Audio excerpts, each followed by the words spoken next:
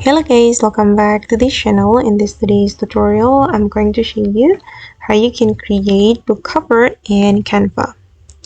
Okay, let's get into it guys. I have opened my Canva, and if we want to make or create book cover, we just need to go to the search menu, and then we're going to search for the book cover.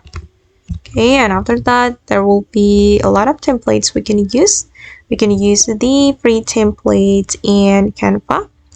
I'm going to choose ready guys, looking for free template, free book cover template I can use.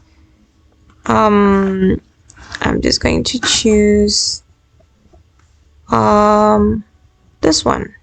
Okay, right, and if we want to customize the template, we can click on customize this template, right, and we'll be able to change the text and the background as well if we want. And I'm just going to change the text. I'm going to change it like the